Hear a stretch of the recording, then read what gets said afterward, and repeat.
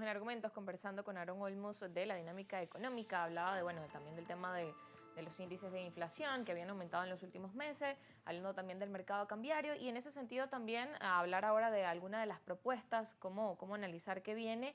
Y algunos de los analistas también que escuchaban en materia económica hablaban de, bueno, que es necesario el tema de sincerar el mercado cambiario y para eso habría que preguntarse también si el tipo de cambio que está hoy al día del Banco Central de Venezuela, por ejemplo, en cuanto al valor del dólar, es si realmente es una cifra real.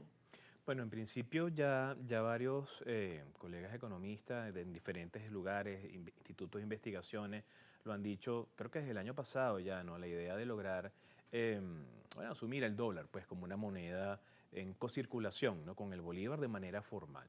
Sin embargo, esto conllevaría algunos elementos técnicos importantes, una cámara de compensación en divisa y sobre todo nutrir al mercado de las divisas suficientes que demanda, ¿no? Cosa que pareciera que está difícil por las condiciones que tenemos hoy. Lo que sí es cierto es que ese precio que aparece de Banco Central de Venezuela, recordamos que hasta septiembre del año pasado estaba anclado a 36, ¿no? Y de alguna manera se permitió a partir de octubre del año Sí, pasado tuvo que muchos meses allí en ese... comenzar a crecer, ¿no? Y ese aumento en precio de alguna manera trata de, esa devaluación asumida por el Ejecutivo trata de acercar ese dólar al precio que en teoría debería tener, que debe estar alrededor de los 120 bolívares por dólar. El tema con esto es que para generar esa situación de equilibrio alrededor de un tipo de cambio coherente, también tienes que hacer un trabajo desde el punto de vista de la producción. ¿Ok? No todas las distorsiones en los mercados se corrigen con intervención cambiaria y aumento de la liquidez, que vale decir, hasta el dato más reciente, Banco Central de Venezuela, la liquidez enero-abril había incrementado un 27% y el interanual abril-abril se encuentra en 150%, ¿no?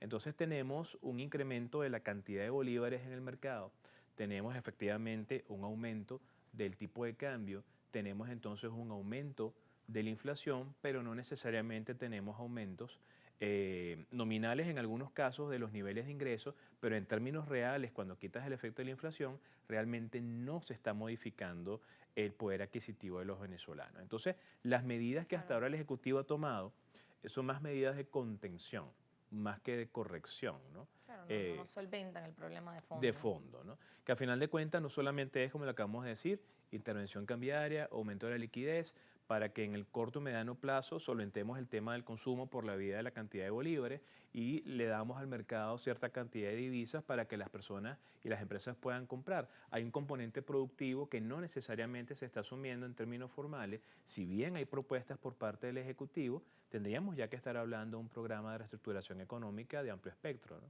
Ahora también cuando evaluamos lo que mencionaba de que quizás entre el análisis el valor real estaría sobre los 120 bolívares, sí, y por lo que vemos, por el alza que hemos visto en los últimos meses, y bueno, ahorita comenzando el mes de junio, si se llega a ese monto de 120 bolívares, ¿eso qué incidencia va a tener? ¿Eso de alguna forma va a ayudar a que la dinámica se controle y disminuya las distorsiones? Tú puedes sincerar el precio en términos de variables macroeconómicas, pero la pregunta es qué tanta capacidad tienes tú de generar oferta en el mercado interno para Claro que sigue que, siendo allí claro, y que el sigue problema siendo principal. el problema principal, ¿no? Es como que lo que acabamos de decir ahorita fuera de cámara, un ejemplo, o sea, le das a tu hijo permiso para usar algo que bueno, ya ahorita no se puede usar porque puede ser que esté en reparación o se esté dañado, ¿no? O sea, no tiene sentido tomar esta decisión si realmente no tienes la capacidad real de llenar el mercado de la cantidad de divisas que requiere. Entonces, aquí el problema básico es qué capacidad tiene el Ejecutivo de generar ingresos externos por exportación tradicional y no tradicional,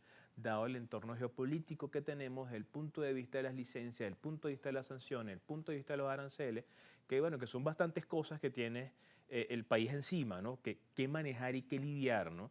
Para poder generar eso que hace falta para cubrir este punto tan importante, ¿no? Así es. Por otro lado, también voy a mencionar algo que hacía mención Tiziana Policel de Fede Cámaras. Ella decía que el uso del dólar lo impusieron los consumidores y no el gobierno ni los comerciantes. Y bueno, eso también lo conversábamos, el tema de la dolarización informal y que, bueno, forma parte de la dinámica en nuestro país, pero que no es formal. Y ella decía, bueno, eso lo impusieron los consumidores y hoy vemos que muchas de las dinámicas que hay son los consumidores también que lo promueven y los comerciantes de alguna forma como, bueno, para ver cómo llevamos la situación, así como conversábamos de esto también de cobrar en el tema de la tasa oficial, pero al euro.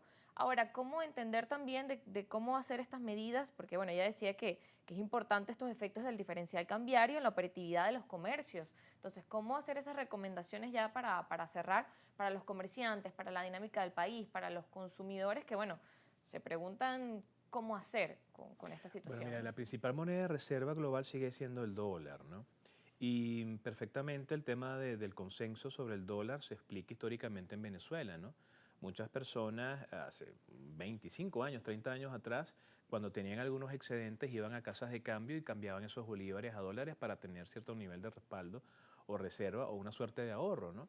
Efectivamente es una decisión del consumidor, ¿no? En cuál moneda operar. Y eso lo vemos a lo largo y ancho del territorio, ¿no? Vamos a Occidente, siempre lo decimos, el peso colombiano tiene un protagonismo importante en estados occidentales, Mérida, Táchira, Trujillo, algunos estados llaneros también. Vamos al sur del país, entonces tenemos la dinámica con el real brasilero, con el oro, estamos en el centro, tenemos el euro, tenemos los criptoactivos estables. O sea, hay una gran cantidad de medios de pago o de monedas o de formas de pago distintas, ¿no? Entonces, de alguna manera, esto de que el consumidor es el que decide es una realidad, pero en este caso estamos viendo que no es el consumidor el que está diciendo cóbrame a euro, ¿no? Es el Ujú. que fija precio, que está diciendo te voy a cobrar a euro ahora, ¿no? Y eso se explica un poco por la estrategia que habíamos conversado ahorita de tratar de aprovecharse de un tipo de cambio, de una moneda distinta que es oficial, que es estar validada pues, en términos de su precio por Banco Central y que tiene un diferencial de un 12-15% más que la moneda que otrora se estaba utilizando. O sea, el tema con esto también es cómo tratar de darle una solución consona tanto para el consumidor como para el fijador de precios, ¿no? El minorista, el intermediario y el mayorista. Ocurre que estamos viendo la exigencia en una moneda en particular, ¿no? O de alguna forma obligando al consumidor final o al minorista o al intermediario en que tiene que ser esa y no otra, ¿no? Tratando de agotar las existencias que puedan tener por la vía del ahorro por esta vía. Eso de alguna manera llama poderosamente la atención porque entonces ese pequeño ahorro que puede tener alguien se ve forzado entonces a salir de él porque no hay otra manera, ¿no? Y no puede de alguna forma tener no puede ser, de alguna manera volver a tener esas existencias porque es difícil adquirirlos, ¿no? Entonces, en definitiva, se hace más complejo para el consumidor y el venezolano de a pie entender eso en términos de su día a día. El empresario y las personas, de alguna manera, hoy por hoy tienen que estar mucho más atentos a temas en la empresa por lo menos, flujo de efectivo, buena parte de lo que se está recibiendo a nivel de ventas en términos de rotación es en bolívares, pocos dólares están llegando, digitales y físicos, inclusive desde el punto de vista de la remuneración de los trabajadores ha cambiado la composición, si una empresa antes recibía divisas, quizás podía, desde el punto de vista de las compensaciones, dar divisas, ahorita no, ¿no? Entonces, a nivel de la empresa y a nivel del hogar, tenemos que revisar gastos, costos, Claro. priorizar generación de ingresos. Más allá del tema del emprendimiento malentendido, de este matar tigres que hay por allí, es tratar en lo posible de ser más consciente del punto de vista de la jerarquía de las necesidades, de orientar el dinero a los gastos, a los costos correctos, tanto empresas y hogares, y efectivamente tratar de alcanzar los puntos de equilibrio de la mejor manera, ¿no? Así es, toca ser bastante inteligente y bueno, planificar en ese tema de las finanzas y no solamente para los empresarios, quienes tienen negocios, sino también dentro del hogar.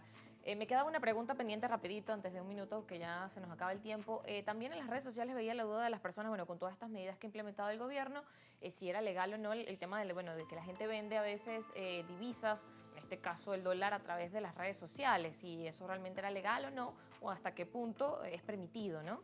Bueno, fíjate que los canales oficiales, o más bien los intermediarios, operadores cambiarios y casas de cambio, ya todo el mundo sabe cuáles son, la banca y las casas de cambio.